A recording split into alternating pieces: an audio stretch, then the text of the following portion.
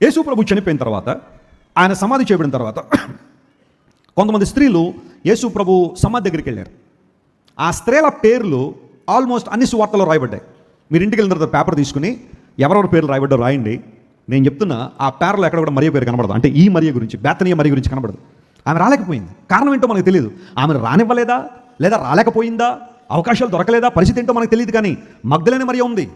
దాదాపు అందరు సువార్తికులు మగ్దలేని మరియ గురించి రాశారు.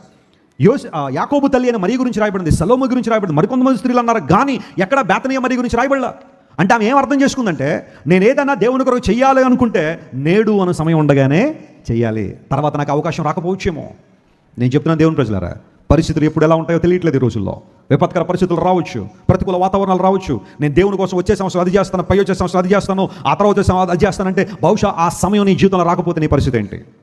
దేవుని కొరకు నువ్వు ఏదైనా చేయాలనుకుంటే, ఆయన రాజ్య వ్యాప్తిలో వాడబడాలనుకుంటే నేడు అనే సమయం ఉండగానే చేయాలి. మరియ గుర్తించింది. యేసు ప్రభు మరణం జయించి తిరిగి లేచిన తర్వాత, లేదా ఆయన సమాధి దగ్గరికి వెళ్ళి నాకు అవకాశం దొరకపోవచ్చేమో, ఇప్పుడున్న అవకాశాన్ని సద్వినియోగం చేసుకోవాలి. ఏసైనా గ్రామం వచ్చాడు, నా ప్రాంతం వచ్చాడు, I would like to express my love toward him. ఆయన నా ప్రాంతంలో ఉండగానే, నాకు అందుబాటులో ఉండగానే నేను ఆయన మహింపరచాలి, ఆయన ఘనపరచాలని విశ్వాసంతో గబగబా పరిగెత్తుకుని వచ్చి ఆ అత్తరు పట్టుకొచ్చి చేసే పాదాల మీద పోసేసింది.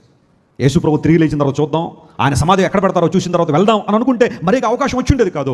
ఈరోజు దేవుడు మాట్లాడుతున్నాడు, ద్వారాలు తెరిచి ఉన్నప్పుడే, అవకాశాలు ఉన్నప్పుడే దేవుని కొరకు ఏం చేయాలి? మనం వాడబడాలి.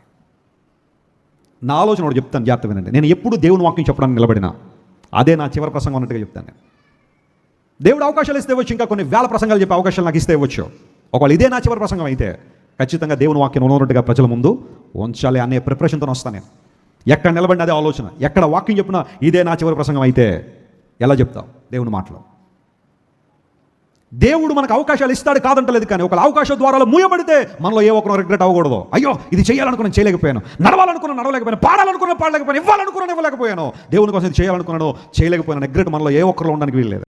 ఏదైనా ఒక అవకాశానికి ఇవ్వబడినప్పుడు, ఏదైనా ఒక పని చేయడానికి దేవుడు అవకాశం ఇచ్చినప్పుడు డూ ఇట్ రైట్ నౌ. ఒకవేళ మరలా ఆ పని చేయడానికి అవకాశం దొరకకపోతే నువ్వు రిగ్రెట్ అవ్వకూడదు. చేయి, దేవుని కోసం ఏం చేయాలన్నా చేయి. మరియ భూస్థాపన నిమిత్తం ముందుగానే గుర్తెరిగి, ఆయనకు భూస్థాపన నిమిత్తం సుగంధ ద్రవ్యాలు పూసే ఛాన్స్ నాకు రాకపోవచ్చు అని గుర్తించి ముందుగానే యేసయ్య కోసం గొప్ప పని చేసింది. అందును బట్టే నికోదేము పేరు వినబడడం కన్నా ఎవరి పేరు గట్టిగా వినబడుతుంది? చెప్పండి గట్టిగా, మరియ పేరు. ఎందుకంటే నికోదేము పరిస్థితి అయిన తర్వాత చేశాడు, కానీ మరియ ఆ పరిస్థితికి ముందే అవకాశాన్ని గుర్తెరిగి ఆ పని చేసింది. నికోదేముకి యేసు ప్రభు చనిపోయిన తర్వాత సుగంధ ద్రవ్యాలు పూసే అవకాశం వచ్చింది, కానీ మరియకి అవకాశం రాలా. అందును బట్టి ముందుగానే గుర్తించి తన అవకాశాన్ని ఏం చేసింది? సద్వినియోగం చేసుకుంది. What a wonderful lady! ఎంత చక్కని స్త్రీయో కదా. మరియ ఈ 5 పనులు చేయడం ద్వారా ఆమె ప్రశంసించబడింది, ఉన్నతమైన స్థితికి వచ్చింది. అలాంటి కృపలో మనం కూడా వర్ధిల్లుదాం గాక. కళ్ళు మూసుకొని ప్రార్థన చేసుకుందాం.